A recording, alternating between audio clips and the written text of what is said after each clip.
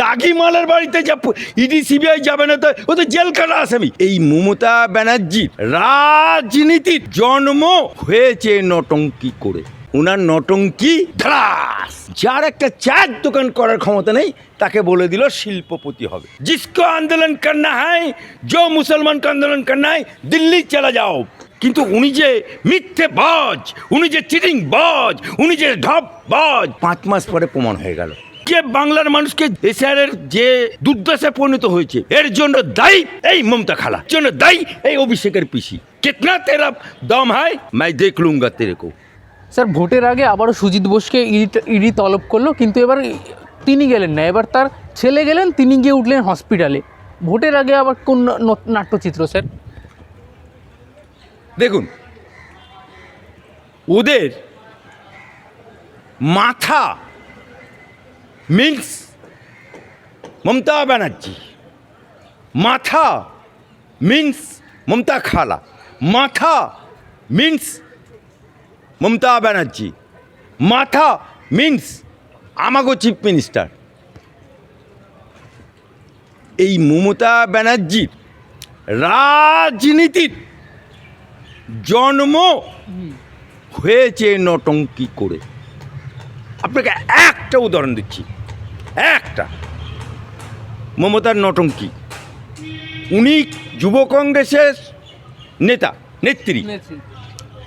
তখন কংগ্রেসের টিকিট দেওয়া হচ্ছে দিল্লি থেকে। উনি ভট করে কালো শাল এরকম এই ঠিক এরকম গোটাচ্ছে, দিয়ে বলছে যদি যদি বহরমপুরে অদিত চৌধুরীকে টিকিট দেওয়া হয় আর নদিয়াতে শঙ্কর ঘোষকে টিকিট দেওয়া হয়, এই আমি গলায় শাল জড়িয়ে আত্মহত্যা করব। অথচ সেই বহরমপুরের বুকে অদিত চৌধুরীও টিকিট পেল কংগ্রেসের, শঙ্কর ঘোষও পেল টিকিট নদিয়ায়। ওনার নটঙ্কি ধারাস, নটঙ্কি শুরু হলো এই রিসেন্ট 21 সালে। শুভেন্দুর কাছে যখন হারে, উনার চোট লেগেছে বাঁ পায়ে, ব্যান্ডেজ করলো ডান পায়ে, বসলো হুইল চেয়ারে। ইলেকশন হেরে গেল। যখন ভবানীপুরে দাঁড়ালো, ব্যান্ডেজ উদাও, হুইল চেয়ার উদাও। আরেকটা উদাহরণ দিচ্ছি, বিদেশে শিল্প আনতে যাচ্ছে, বিমানবন্দরে দেখিয়ে দিয়ে গেল। ওখানে গিয়ে শিল্পপতি পেল না বিদেশে, সঙ্গে কেজে যায় ভাগ্নে মদন, সঙ্গে গেল চোরটা, যে নাকি মমতাকে বলেছিল চোর চোর চোর, যে নাকি বলেছিল 7,500 টাকা সব কালীঘাটে আছে, যে 3.5 বছরের জেল কাটা আসামি, সঙ্গে যে যাই জেল কাটা আসামি, সে আবার ছবি তুলছে, আবার মমতা ব্যানার্জি পেছনে হাঁটছে, ব্যায়াম করছে, পেছনে হাঁটছে, ছবি তুলে পাঠাচ্ছে। সেখানে গিয়ে শিল্পপতি পেল না। লাস্টে দক্ষিণ কলকাতায় বাড়ি। সৌরভ গাঙ্গুলিকে ক্রিকেটার হিসেবে আমি নমস্য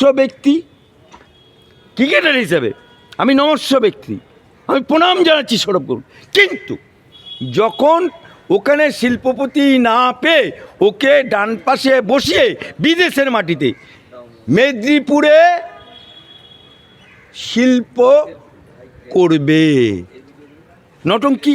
দক্ষিণ কলকাতায় বাড়ি, পশ্চিমবাংলায় বাড়ি, তাকে বিদেশে নিয়ে গিয়ে ঘোষণা করতে হবে। যার একটা চায়ের দোকান করার ক্ষমতা নেই তাকে বলে দিল শিল্পপতি হবে, নটঙ্কি। যখন মুসলমানরা ওয়াকাফ আন্দোলন করতে গেল, গদ মুসলমান জেলা বহরমপুরে দাঁড়িয়ে বলল, मैं हूं मुसलमान का मसीहा, मैं मुसलमान का खाला, मैं मुसलमान का बुबू, मैं मुसलमान का मसीहा हूं। किसी को आंदोलन करने का जरूरत नहीं है, ওয়াকআপ ইমপ্লিমেন্ট होने नहीं दूंगा। প্রকাশ্যে বললো। তারপরে কি বললো সঙ্গে সঙ্গেই, जिसको आंदोलन करना है, जो मुसलमान का आंदोलन करना है, दिल्ली चला जाओ, दिल्ली चला जाओ। 5 মাস পরে ওটা হলো নটঙ্কি। মুসলমানদের আন্দোলনে স্থগিত করার জন্য মুসলমানরা বিশ্বাস করে নিল, ওনাকে বিশ্বাস করে নিল। কিন্তু উনি যে মিথ্যে বাজ, উনি যে চিটিং বাজ, উনি যে ঢপ বাজ, 5 মাস পরে প্রমাণ হয়ে গেল। 5 মাস পরে কি বললো, केंद्र सरकार, मोदी सरकार मुसलमान को लिए जो वाकफ के बिल लिया मैं मान लेता हूँ।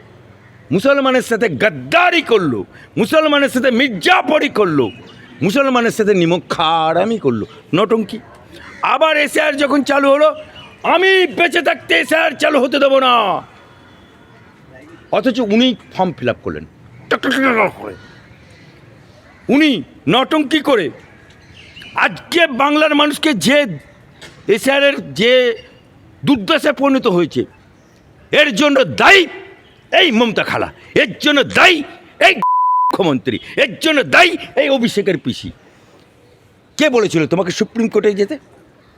রাজ্য সরকারের টাকা নিয়ে কোটি কোটি টাকা খরচ করে দিয়ে বলছে মেলট 5 मिनट्स रे ममता खाला, ममता आपा वकील अबर बहुत शौक ना, आजा मेरा हाई कोर्ट में, मैं पिटिशनर हूँ, मैं तेरे को ऊपर मामला किया है, अगर इतना बड़ा वकील होने का शौक है तो ऑपोजिट में मैं खड़ा हो, जो मंजिले खोदा वही होगा, कितना तेरा दम है मैं देख लूँगा तेरे को।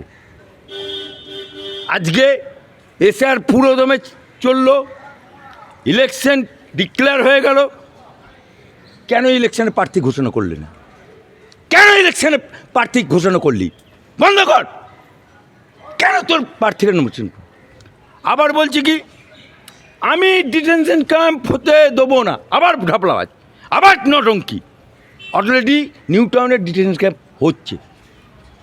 তাই এই ঢপের কীর্তন, এই নটঙ্কির কীর্তন, তার চেলা চামুন্ডা যেমন বাঁশ তেমন তার কঞ্চি। আপনি বলুন, যখন ইডি সিবিআই প্রয়াত সুব্রত মুখার্জিকে ধরেছিল স্যাট করে, মানে পিজি হসপিটালে ভর্তি হতে গেলে দিনের পর দিন লাইন লাগাতে হয় সাধারণ মানুষকে, আর ওরা যেই ইডি সিবিআই ধাবা দেয় অমনি হসপিটালে পেটে ব্যথা, শ্বাসকষ্ট, ভর্তি হয়ে যায়। আবার শোভনদেব চট্টোপাধ্যায় জলসেবন পিজি হসপিটালে ভর্তি হয়ে গেল। ওদের কাকু যার চার্জশিটে অভিষেকের নাম চলে এসছে, সে তো বলে গলা কথা বলতে পারছে না, লাস্টে জোকাতে গিয়ে হলো নটঙ্কি। এখন সেই সেম পলিসি সুজিত বোস, আরে প্রার্থী দৌড়াচ্ছে আর ইডি সিবিআই গেতি উনি হসপিটালে ভর্তি। ये नौटंकी कितना दिन चलेगा ममता बाबू, कितना दिन चलेगा ममता खाला, और कितना दिन चलेगा सुजीत बोस? तेरा नाम पर ईडी समन पड़ा, तेरा अगर डर नहीं होता, तू अगर सत्तिक होता, तू अगर चोरी नहीं करता तो जा सामने कर, ईडी सामने कर। তোদের তো জীবন কৃষ্ণ, বাপমার নাম রেখেছে জীবন, সঙ্গে ঠাকুরের নাম কৃষ্ণ, জীবন কৃষ্ণ। সে তো আবার ইডি সিবিআই গেলে ফোন পুকুরে ফেলে দেয়, আবার পাঁচির উঠে থাবাস লাভ দেয়, কাদায় পড়ে যায়। ইডি সিবিআইকে সেই কাদা থেকে তুলতে হয়।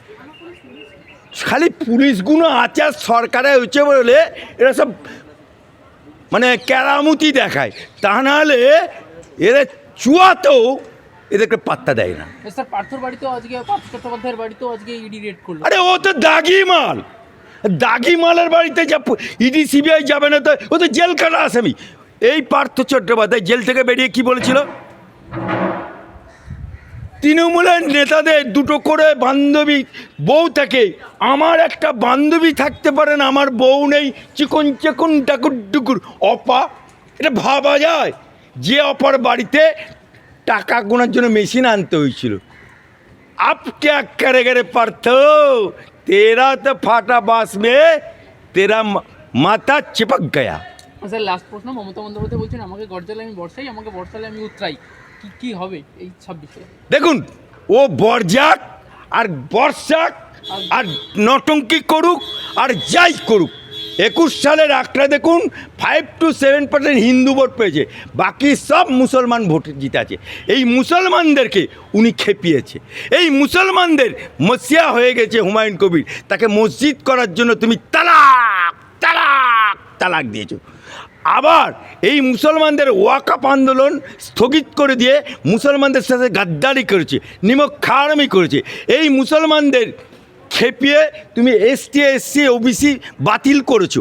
আজকে মরছে মুসলমান, মারছে মুসলমান, জেল কাটছে মুসলমান। কদিন আগে এসআইএ মোকাক্কুলকে পুলিশ ডাকলো। উনি একটা লার্নেড ফ্রেন্ড হিসেবে আমি বলছি যে উকিল হিসেবে ওর পুলিশের পাতা ফাঁদে পা দেওয়া উচিত হয়নি। গ্রেপ্তার হলো, দিয়ে মঞ্চে বলছে আমি মোবাপ্পুলকে ধরিয়ে দিয়েছি, আমার সিআইডি ধরেছে, দিয়ে কেস হ্যান্ডওভার কোথা হলো এনআইএ। আর আমার হাইকোর্ট চিরকালের মতো वकील, हाईकोर्ट का वकील वो कैंसिल हो गया। अब क्या करेगा? मुसलमान खेप गया, मुसलमान के साथ तुम गद्दारी किया, इसलिए मुसलमान का भाषा बोलता है उजरी नहीं कभी गोश, ममता बुबू ना मुसलमान को दोष ना हिंदू का दोष।